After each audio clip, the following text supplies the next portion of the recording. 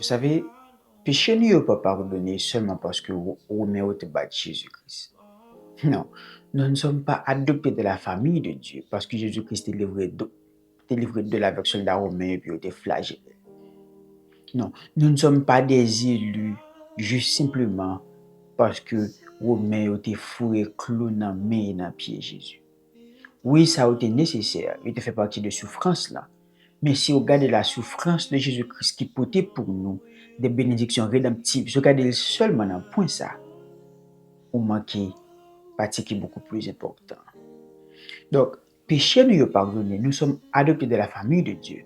Parce que Jésus-Christ, lorsqu'il était sous bois ça, lorsqu'il était sous croix ça, il était parfaitement, dans toute mesure, coupe de la colère de Dieu.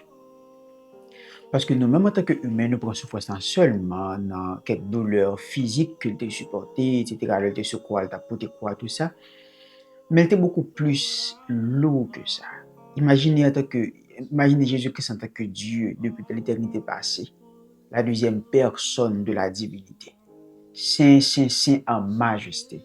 Maintenant, descendre sur la terre, aller sur un croix, et puis porter péché moi-même ensemble avec vous. Ça, c'était souffrance pour lui.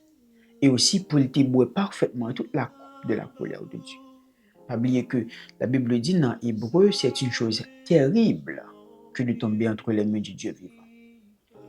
Donc, souffrance qui porte à nous-mêmes des bénédictions rédemptives, pas seulement mesurées en fonction de comment Romain était battu Jésus-Christ. Mais lorsque Jésus-Christ était sous bois, ça a été porté malédiction, il était porté péché. Pas parce que bon Dieu était fait de lui pécheur, mais bon Dieu était fait de lui péché. Ça veut dire Jésus-Christ est légalement déclaré coupable. Pour moi-même, avec ou qui passe la foi, je ne dis, capable légalement déclaré comme juste. C'est ça le mot justification veut dire. En grec, dikaosune, qui veut dire déclaré juste. Ça fait apôtre Paul en pile fois lorsqu'il a parlé de œuvre rédemptive, ça que Jésus-Christ a accompli pour nous. En pile fois, il move, en pile fois, il change sujet de théologie à doxologie. En pile fois, il quitte doctrine et puis il entre dans la louange. Pour la pleurer, bon Dieu, parce que œuvre, ça, les cycles, ici parfaite.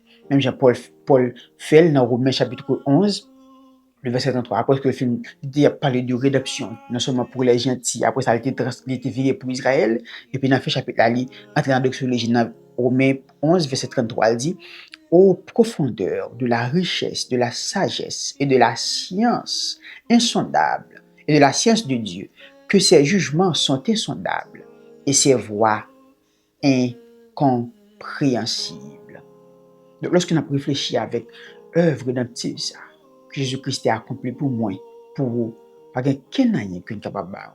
C'est seulement louer, même Jean, Psalmiste l'a dit, qui ça m'a offert à Yahweh pour te bien faire dans la vie. Shalom.